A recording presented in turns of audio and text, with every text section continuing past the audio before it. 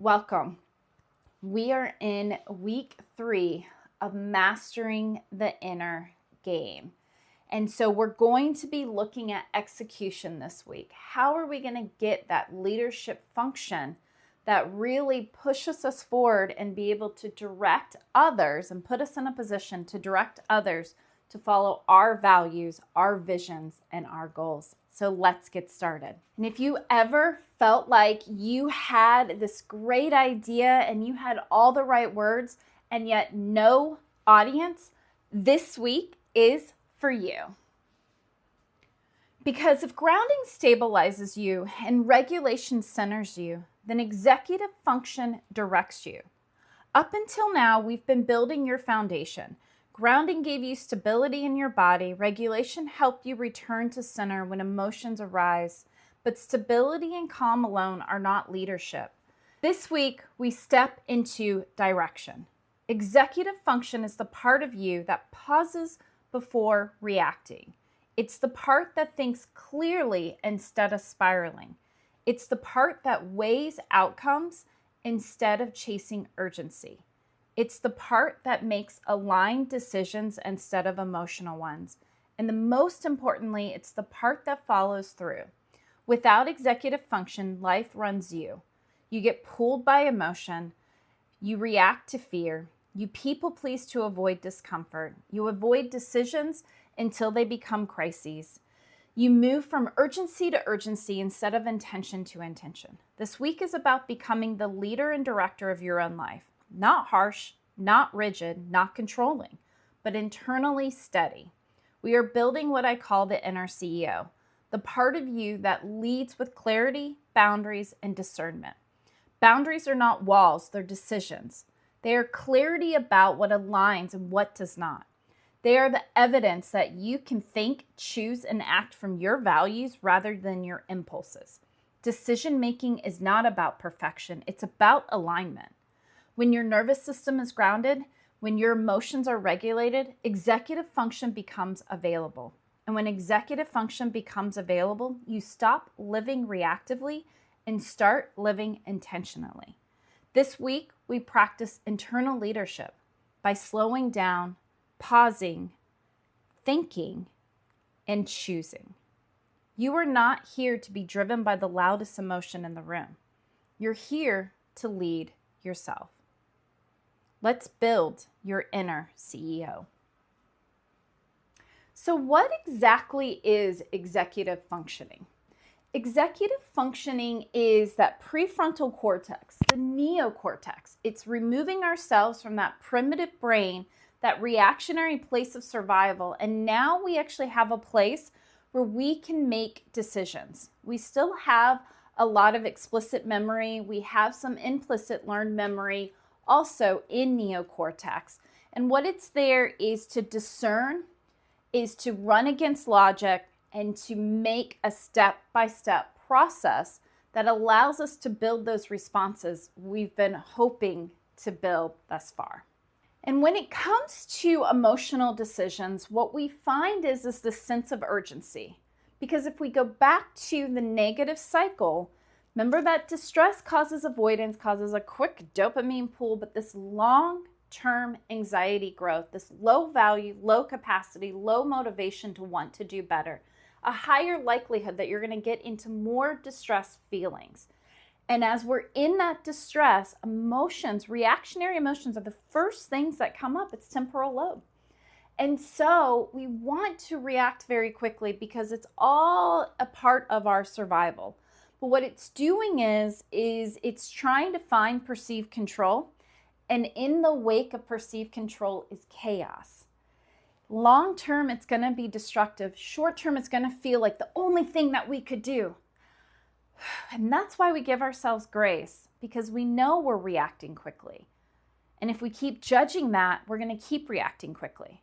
But if we start to give ourselves that space to take a deep breath and to really be present and start building the responses we want, engaging that prefrontal cortex, we're going to see that the results become a lot different. Life is still messy. The results are more purpose-driven. And so there's this connection between boundaries and grounding. Grounding is what we need to do. The second emotion and stress comes up, we're going to want to go into that emotionally reactionary state. We're going to pull up all of our past stressors, and that's really going to kick off and multiply and compound that negative dynamic very quickly. Like 100, 200 feedback loops, or all of your past right there up in the front. And it happens so quickly. It happens so quickly and unconsciously. Your body's making decisions before your mind can actually chime in. And what boundaries do is it gives us this framework so that when we know we're going to go into a high stress situation, we have the confidence and the measures in place to be able to act the way that we want. And we'll talk more and decipher more between the boundaries and the grounding in the worksheet. So make sure you become a paid subscriber so you can differentiate between that. But the boundaries kind of say, I know what my triggers are, and I know that I need to start to do the grounding work now if I want to be able to go further. So one, you have to be grounded to set the boundary, but you have to set boundaries to remain grounded. It's a beautiful interplay that's so important to having that executive leadership function and being able to internally lead so that you can externally lead. And the boundaries are so important because it's what's going to give you value and capacity. And truly, it's all connected. Motivation to do better and want to do more. Because what's happening is people are crushing your boundaries, which is causing the survival to increase, to say, I am not safe. Someone's crushing my boundaries, whether it's emotionally, intellectually, physically. Our past is coming into our present and crushing our own boundaries. We are reducing ourselves and then projecting on others. It's all crushed boundaries. And as we're crushing those boundaries, we're depleting ourselves because that distress is coming on. The avoidance is there. So we're losing that value, capacity, and motivation. And as we set very clear boundaries of, I can only own my thoughts, my feelings, my behaviors. You do you, because you can only own yours. I can only own mine. So I'm going to set boundaries based on my value, my capacity, my thoughts, my feelings, my behaviors. And you're allowed to come into my space, but you will respect my boundaries. And that's a big word. It's a trigger word, respect. Because in a lot of times when people let anxiety take over their interactions, they're like, you're not respecting me. You're not respecting my boundaries. And it's like, well, did you set clear boundaries? And are those boundaries a reflection of your inner value? Or are they defenses and protections that you're putting up so that you can cause conflict and chaos and feel comfort amongst that disguise? And it's important to be clear on what that is. And whatever people put out there, you got to respect, but it has to be clear. It has to be consistent. And that is how you're going to gain value, capacity, a cadence that's going to keep you feeling safe because you know how you're going to show up. And you're building self-trust because as long as you show up the same each time, then you're going to build the response of how you're going to respond each time. And it doesn't matter what the reactions are anymore. It doesn't matter, because I know that's a question of what if they do this or that. It doesn't matter because you're showing up consistently. And that's why it's so important to have those boundaries. And a big part of this is this people-pleasing aspect. When we erode our boundaries, when we let emotion take over, people-pleasing is right there because attachment is a part of the negative dynamic, and we are cycling pretty hefty at this point, and people-pleasing is coming on. And so why it's eroding our ability to be an executive function is because of the fact that we are no longer in prefrontal cortex. We are all in our past because people-pleasing is a way we survived. It's the way we were able to make a situation predictable and basically take on the emotions of others who were dysregulated. And so we found safe because we found control by taking on the emotion of others. And that's truly what people-pleasing is.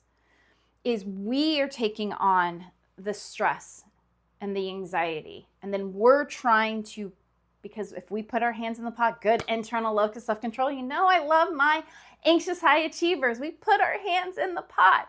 That is what people pleasing is, oh, let me take that on. That looks distressing to you.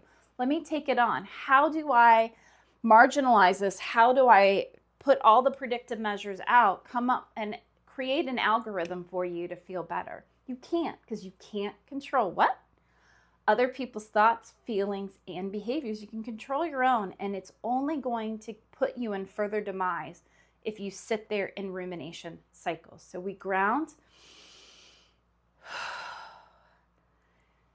We start to get into that prefrontal cortex. We start to make defined boundaries and frameworks of decisions, and we follow those, and we stick to those valid data points, and we let go of the invalid data points. A couple of ways that we make emotional decisions. And when we're in emotional decisions, we're no longer able to access that prefrontal cortex and the leadership functions. And so when we're afraid, when we're fearing rejection, when we get stuck in these predictive cycles, that perceived expectation, perceived reality, and attachment, all three of those are really cranking. A negative narrative is like, I told you so. You know you couldn't trust people. What were you thinking? You really thought they were going to show up for you? It's all right there in the perfect storm, making all of these reactionary decisions that we all do because behavior is predictable. You didn't escape this. It is there. It may not be as loud for you, but it's not that it's not there. It is there. I promise it's there. And so when we're grounding, what we're doing is we're trying to get through to that logical decision. And I talk about the emotional regulation. It's literally in the part 2 of Key Steps to Live a Happier and Healthier Life. Emotional regulation. It's like chapter 2, because we always start with mindfulness. We talk about the spectrum of emotion. And you have emotional mastery in the center, and then you have suppressed emotions on one side, and you have kind of outward dysregulated emotion on the other, because both are dysregulated. And like those temper fits and anger outbursts are on one side. Suppressed emotion, I don't have emotion, on the other. And as we see, you can't just say, well, just master your emotion, right? Because it's like, just be grateful. Instead, what we want to do with my spectrums is own where we are and then walk our way through. And sometimes we may have outbursts because we suppress and the volcano exploded. So then we just learn like, oh, those are times like, oh, I'm sorry. Okay, I said I'm sorry, so I'm one step closer. Yes, right? And then we start to find more realization, and then we start to speak our truth. And as we speak our truth and find the logic, and as we realize where the emotion gets a little heightened and to a place where we don't like that reaction, then we're just kind of walking ourselves back to center. And that's a big part of how we're making decisions through that executive function. To be a good inner leader is to have a wise mind. And the wise mind says, I take my emotional mind, I take my intellectual mind, and together I come up with a wise mind. And that can be that I really feel strongly about this, but logically I see how this is important. So what does the shades of gray between that look like? And that becomes the wise mind. And as we know, the shoulda, couldas, the what ifs, the all or nothings, all those cognitive distortions that we've talked about in the past, I'll put links down so you can reference them. What we're trying to do is notice when we are in that emotional mind, that reactionary survival mind, and go back to the grounded place to say, okay, I can feel my feet on the ground. I can feel my body. I'm connected. And when I really think about this, and I go back to February, my inner north, I know that my values are this, and I can actually walk myself through, and I've got a worksheet of understanding and defining our true self and walking through, for our paid subscribers, exclusive content. How do you walk yourself through important decisions when so many times we get pulled into these perceived expectations. How do I find that true self? So definitely go get the link. We'll be walking through all of that. We've got so much great stuff this week. So if you're here listening and you haven't become a paid subscriber, we've got all of the overviews for links to go and read more. We've got high-level understanding of what we're talking about in the video. I put the video on YouTube so everyone can access it. And then for my paid subscriber, exclusive content is going to be, we've got the worksheet. So this week it's all about building that inner CEO. So get curious and notice, when are we in reactionary cycles? When are we in response cycles? No judgment, but notice. What does your body feel like when you're responding? What does it feel like when you're reacting? What does it feel like to be truly grounded and connected? Does it feel like to have discernment around, and that you're zoomed out and you can see things from a higher level, and then you make these decisions based on zooming out, zooming in, and what your focal point is and what your inner compass is saying? We've got so much great stuff. Really consider becoming a paid subscriber. There's so much good work. It's all about this neuroscience-backed framework. We've got the masterclass, so if you want to understand this better, we're actually have Mastering the Inner Game. It's a free masterclass, 5 lessons that help you to better understand the neuroscience of our framework and how to show up in this leadership mindset. So definitely check it out. The link is down below. I'm so excited. Comment below what your main takeaways are. Encourage others. We've got the chat again for our paid subscribers. So get into that chat and start talking about what you're learning and how you're showing up. Get that cheerleading response. Get the insights. Ask the questions. That is what I'm here for. I'm Jennifer Evans with Empowering Wellness Counseling Solutions. Thank you